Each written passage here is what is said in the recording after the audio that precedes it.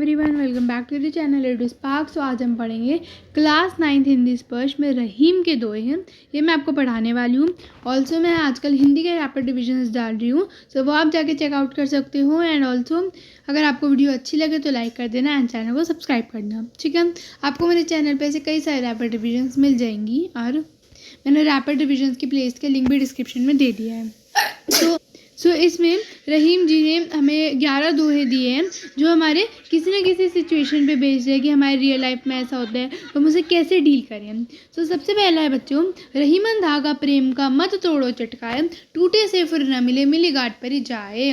बच्चों इधर रहीम दास जी कहते हैं कि यदि हमारे किसी के साथ मधुर संबंध हो तो छोटी सी बात पर नाराज़ होकर हमें अपने संबंध नहीं तोड़ने चाहिए। अगर हमारी किसी भी बात पर लड़ाई हो गई, बहुत छोटी सी बात है, तो हमें ना ऐसे पूरे संबंध नहीं तोड़ने चाहिए, क्योंकि जिस प्रकार धागे के टूट जाने पर दोबारा जुड़ने से उसमें गांठ पड़ जाती है, इसी प्रकार एक बार संबंध बिगड़ जाने पर दोबारा संबंध जोड़ने के प्रयास करने में से उसमें दरार पड़ जाती है। कि अगर आपने देखा होगा कि अगर हमारे एक बार धागा टूट जाता है और हम उसे दोबारा जोड़ने की कोशिश करते हैं तो हम कैसे जोड़ते हैं, उसमें जब हम गांठ बांधते हैं तो यही चीज़ कह रखी है कि जैसे धागा अगर टूट जाता है और उसमें दोबारा जोड़ने से उसमें गांठें पड़ जाती हैं, सिमिलरली इसी प्रकार अगर आपके एक बार संबंध बिगड़ जाते हैं तो पहले जैसे संबंध नहीं रहते, पहले जैसे जो दो संबंधों में दरारें पड़ जाती हैं।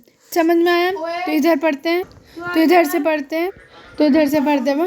पहले दोहे में रहीम जी कहते हैं कि प्रेम का बंधन किसी धागे के समान होता है जिसे कभी भी झटके से नहीं तोड़ना चाहिए, क्योंकि जब कोई धागा, झटका मतलब क्या होता है, छोटी सी बात पर इधर कहा गया है, जब कोई धागा एक बार टूट जाता है तो फिर उसे जोड़ा नहीं जा सकता है। इसी प्रकार किसी से रिश्ते जब एक बार टूट जाता है तो फिर उस रिश्ते को दोबारा पहले की तरह जोड़ा नहीं जा सकता। तो पहला दोहा समझ में आ गया कि जिस प्रकार अगर हम धागा टूट जाता है हमारा, उसे जोड़ने की कोशिश करते हैं तो उसमें क्या पड़ जाती है, दरार पड़ जाती है। इसी तरह अगर हमारे किसी के भी साथ मधुर संबंध में छोटी सी मतलब लड़ाई हो गई है तो आपको उस पर पूरा नाराज़ होकर अपने संबंध नहीं तोड़ने चाहिए, क्योंकि उसके बाद पहले जैसी बांधती नहीं रहती, पहले जैसे आप कह सकते हो बात नहीं रहती, दरारें पड़ जाती हैं। दूसरा पढ़ते हैं, रहीमन निज मन की बिथा मन ही राखो गोए, सुनी अठिल हैं लोग सब बांटी ना लोहे कोए। तो रहीम दास ने इसमें क्या कहा है, वे कहते हैं कि हमें अपने मन के दुख को मन के भीतर ही रखना चाहिए, किसी को बताना नहीं चाहिए, क्योंकि जो दूसरा है वो जब इस दुख को सुनेगा तो वो आपको सहानुभूति नहीं देगा, आपकी मदद नहीं करेगा, सिर्फ आपका मजाक ही उड़ाएगा दूसरों के सामने। तो रहीम दास जी कहते हैं कि हमें अपने मन के दुख को मन के भीतर ही रखना चाहिए, क्योंकि दूसरों को अपना दुख बताने से वे हमारे दुख नहीं बांटेंगे बल्कि मजाक ही उड़ाएंगे, ठीक है। इधर से पढ़ते हैं। दूसरे दोहे में रहीम जी कहते हैं कि अपने मन की पीड़ा या दर्द को दूसरों से छुपा कर ही रखना चाहिए, क्योंकि जब आपका दर्द किसी अन्य व्यक्ति को पता चलता है तो वे लोग उसका मजाक ही उड़ाते हैं। समझ में आया दोहा। तीसरा है, एक साधे सब सधे, सब साधे सब जाए, रहीमन मूलहीन सिंचोबी फूले फले अघाए।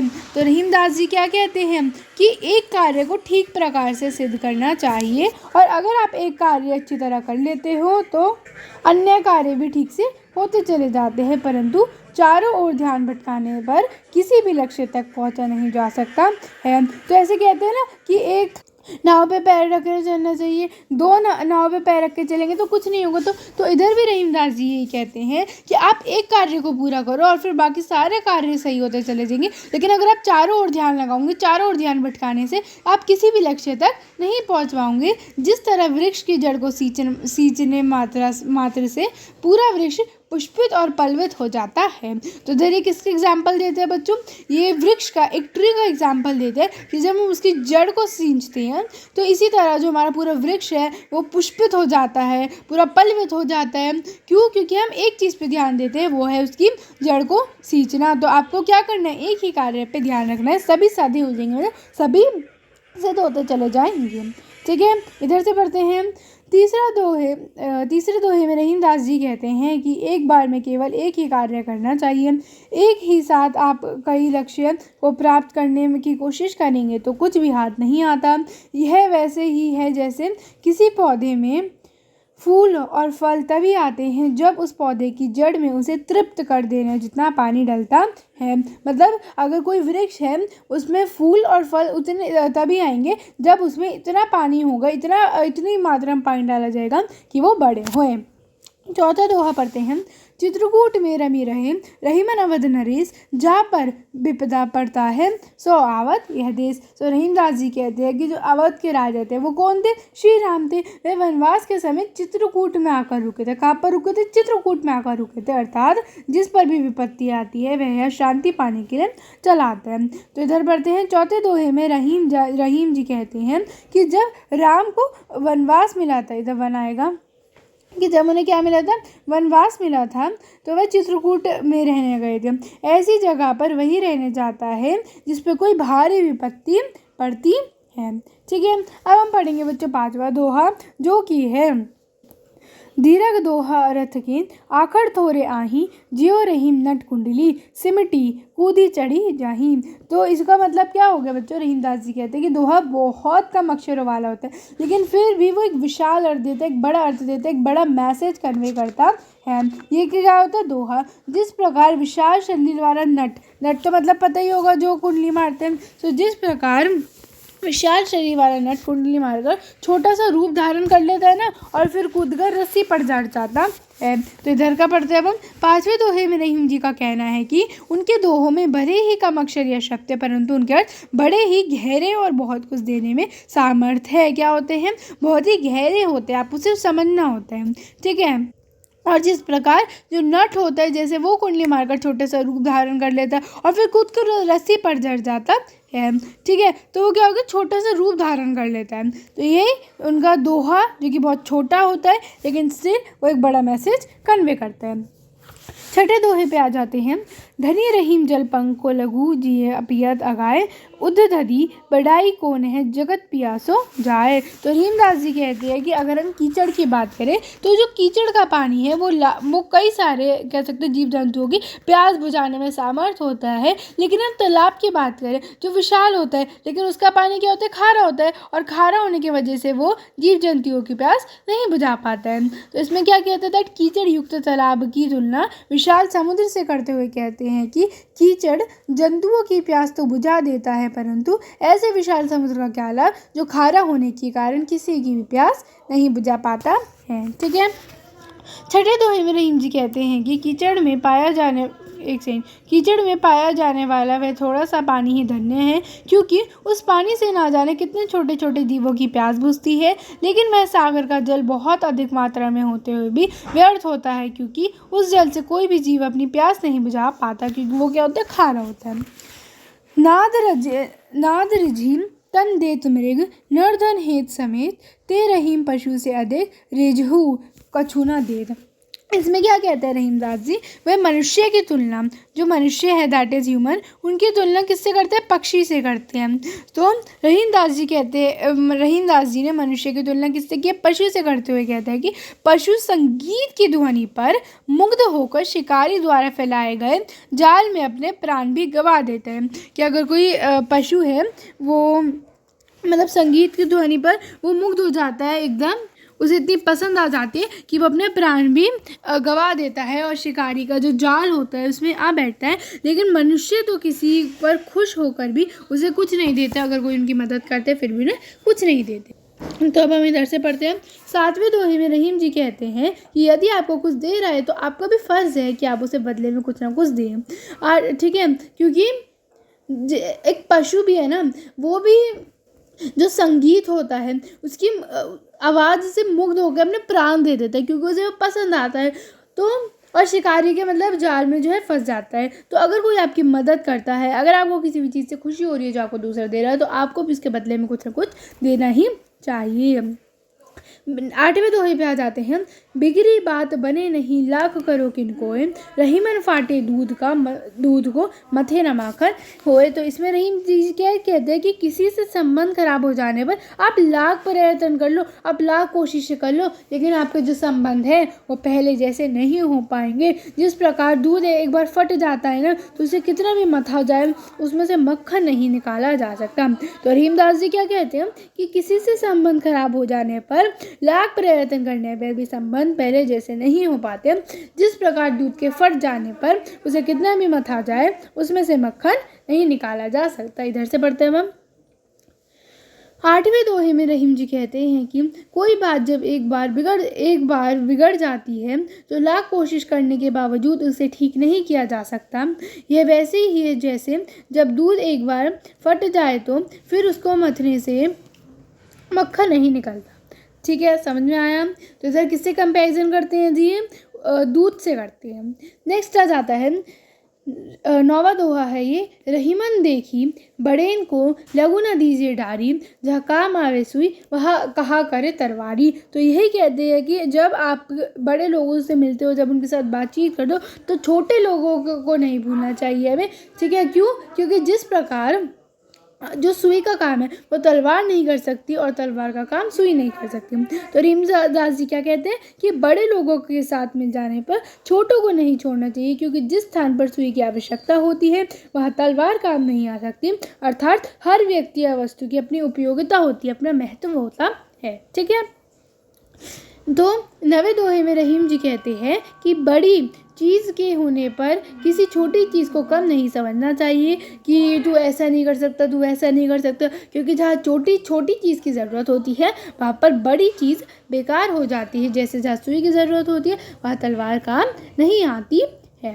ठीक है, अब हम पढ़ेंगे 10वां दोहा, रहीमन निज संपत्ति बिना को न विपत्ति साहेब, बिनु पानी जियो जलज को नहीं रवि सके बचाए।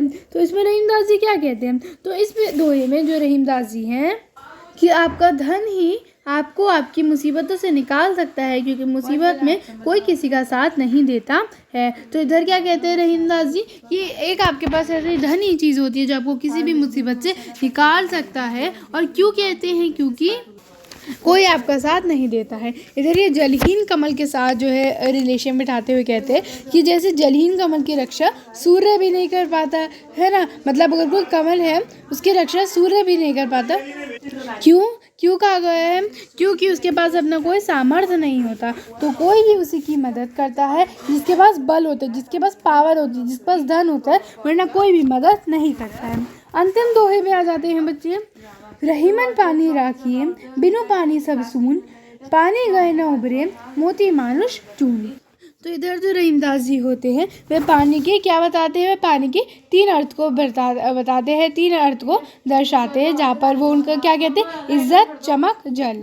तो रहीमदास जी इज्जत या सम्मान के अर्थ में क्या कहते हैं, सबसे पहले बोलते हैं इज्जत। तो उसके अकॉर्डिंग क्या बोलते हैं, दैट हे प्रभु इज्जत बनाए रखना, क्योंकि उसके बिना जीवन व्यर्थ है, उसके बिना जीवन का कोई महत्व नहीं है। नेक्स्ट हमारा क्या आ जाता है, चमक। तो अब रहीमदास जी क्या कहते हैं कि चमक के अर्थ में वे कहते हैं कि प्रभु चमक बनाए रखना है, क्योंकि चमक के बिना क्या है, मोती व्यर्थ है, क्योंकि अगर मोती में चमक नहीं होगी तो कोई उसे क्यों खरीदेगा। और नेक्स्ट हो जाता है हमारा जल। तो वो क्या कहते हैं, दैट जल में वे कहते हैं कि प्रभु जल को बनाए रखा, क्योंकि जल के बिना ना ही आटा और ना ही चूना गूंथा जा सकता, तो वो व्यर्थ है। समझ में आ गया। तो मोती के संदर्भ में क्या कहते हैं कि जो चमक होता है उसके बिना उसका कोई मूल्य नहीं होता। मानुष के संदर्भ में कहते हैं कि अगर सम्मान है तभी मनुष्य को मतलब इज्जत मिलती है, आपका सम्मान होना ज़रूरी है, क्योंकि उसके बिना जीवन व्यर्थ है। और चून के संदर्भ में पानी का अर्थ अस्तित्व से है, मतलब पानी के बिना आटा नहीं गूंदना जा सकता, और आटे और चूना दोनों में पानी की आवश्यकता होती है। समझ में आ गया। इधर से पढ़ते हैं अब हम अंतिम दोहे में रहीम ने पानी को 3 अर्थों में प्रयोग किया है।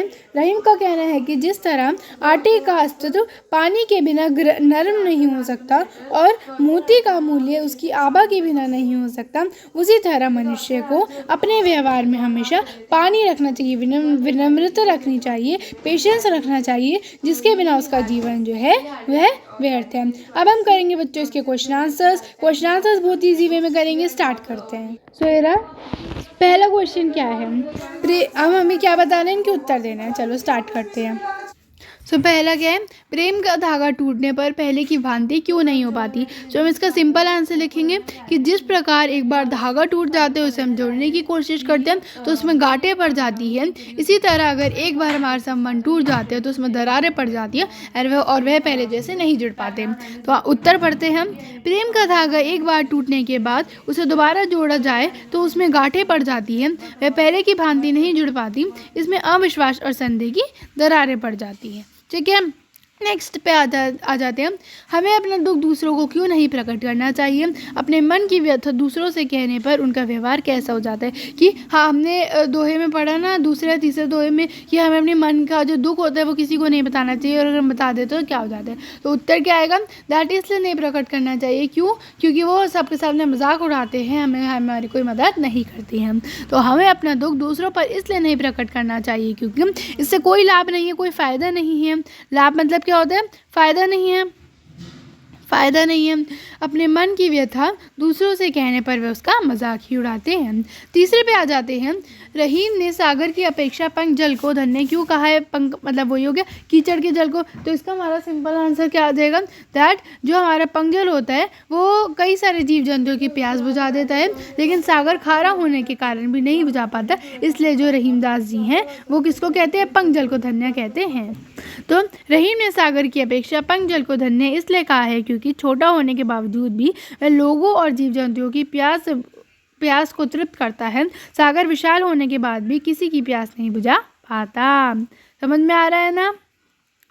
नेक्स्ट है, एक को साधने से सब कैसे सज जाता है। तो इसका यही आ जाएगा, सिंपल आंसर आ जाएगा कि हमें एक कार्य पे ही ध्यान देना चाहिए, मतलब एक साथ सारे काम नहीं करने चाहिए, क्योंकि एक काम हो जाता है तो बाकी सारे भी ऐसे सजने लग जाती हैं। जिस प्रकार अगर हम जड़ को सींचते हैं, जड़ में पानी देते हैं, तो जैसे पूरा जो वृक्ष होता है जैसे वो पल्वित हो जाता है, उसमें सारे फूल आ जाते हैं, ठीक इसी प्रकार। तो कवि की मान्यता है कि ईश्वर एक है, उसी को ही साधना करनी चाहिए, वह मूल है, उसे ही सींचना चाहिए। जैसे जड़ को सींचने से फल फूल मिल जाते हैं, उसी तरह एक ईश्वर को पूजने से सभी काम सफल हो जाते हैं। केवल एक ईश्वर ही की साधना पर ही ध्यान लगाना चाहिए।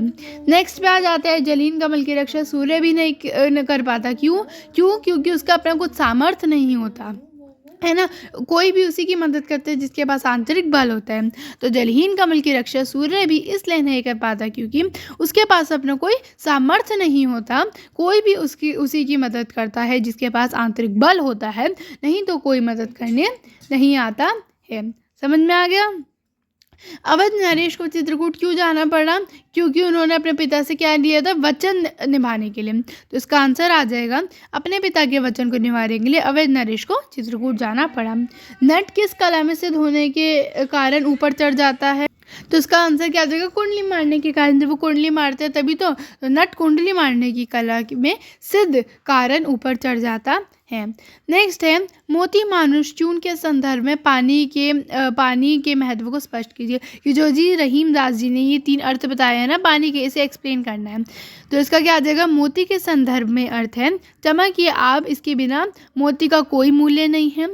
मानुष के संदर्भ में पानी का अर्थ मान सम्मान है। मनुष्य का पानी अर्थात सम्मान समाप्त हो जाए तो उसका जीवन व्यर्थ है, उसको कोई इज्जत नहीं देता, उसके पास सम्मान नहीं होता। चून के संदर्भ में पानी का अर्थ अस्तित्व से है, पानी के बिना आटा नहीं गूंथा जा सकता। आटा और चूना दोनों में पानी की आवश्यकता होती है। समझ में आ गया। अब हम करेंगे दूसरा प्रश्न, भाव स्पष्ट करने हैं इसमें। टूटे से फिर न मिले, मिले गांठ पर जाए। तो इसका वही आ जाएगा, धागा वाला। तो इसमें क्या है, कवि इस पंक्ति द्वारा बता रहे हैं कि प्रेम का धागा एक बार टूट जाने पर फिर से जुड़ना कठिन होता है। अगर जुड़ भी जाए तो पहले जैसा प्रेम नहीं रह जाता, एक दूसरे के प्रति अविश्वास और शंका हो जाती है, संदेह की क्या आ जाती है, दरार पड़ जाती है। ठीक है, सुनिए अठीले है लोग सब बाटी न लहे कोई। यही चीज़ कह रही है कि हमें अपना दुख नहीं बताना चाहिए। तो कवि का कहना है कि अपने दुख को किसी को बताना नहीं चाहिए, दूसरे लोग सहायता नहीं करेंगे और इसका मजाक ही उड़ाएंगे। रहीमन मूली सिंचे वो फूल फलेगा है। इसमें भी वही है कि कैसे हमें मतलब सींचने से अगर हम बात करें तो वो एकदम पल्वित हो जाता है जो वृक्ष होता है हमारा। इधर भी ये चीज़ कही गई है कि हमें एक ही कार्य पर ध्यान लगाना चाहिए। तो इन पंक्तियों द्वारा कवि एक ईश्वर की आराधना पर जोर देते हैं। इसके समर्थन में कवि वृक्ष की जड़ का उदाहरण देते हैं कि जड़ को सींचने से पूरा पेड़ पर पर्याप्त प्रभाव हो जाता है, अलग अलग फूल फल पत्ते सींचने की आवश्यकता नहीं होती है। नेक्स्ट आप आ जाते हैं दीर्घ दोहा अर्थ के आखर थोड़े आहिम। तो दोहा क्या है? एक ऐसा छंद है जिसमें अक्षर कम होते हैं लेकिन उनमें बहुत ज़्यादा गहरा अर्थ छिपा होता है। नेक्स्ट पे आ जाते हैं नाद रिझी तन देत मृग नर धन हेत समेत। तो इसमें क्या कहा गया है दैट जिस तरह संगीत की मोहिनी तान पर रिझकर, मतलब जिस तरह जो संगीत की इतनी मधुर ध्वनि होती है उस पर रिझकर हिरन जो होते हैं वह अपने प्राण त्याग देता है, अपने जो प्राण है वो गवा देता है। इस प्रकार जो मनुष्य होता है वह धन कला पर मुग्ध होकर धन अर्जित करने को अपना उद्देश्य बना लेता है।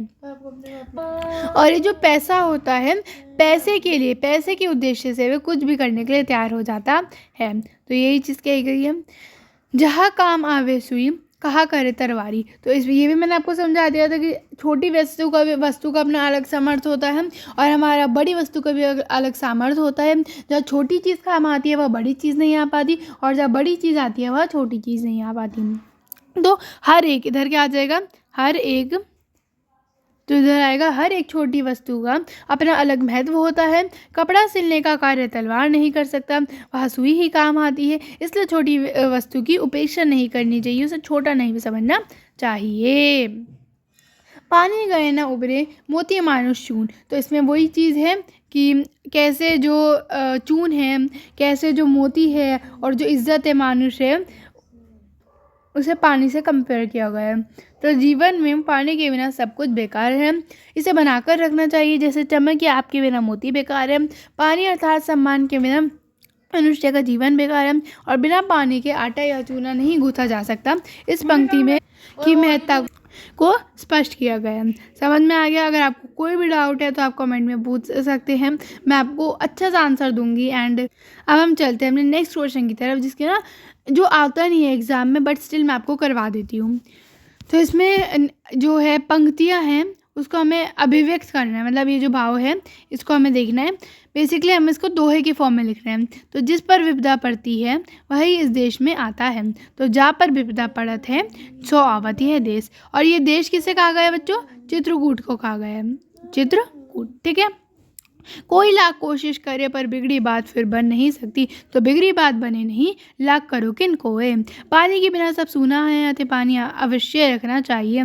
तो रहीमन पानी रखिए, बिनु पानी सब सून। उसके बाद ये छोड़ो, ये सिर्फ आपकी बुक एक्सरसाइज है और मैंने जो हिंदी का प्लेलिस्ट है उसका भी लिंक डिस्क्रिप्शन में डाल दिया है, तो आप वो चेकआउट कर सकते हैं।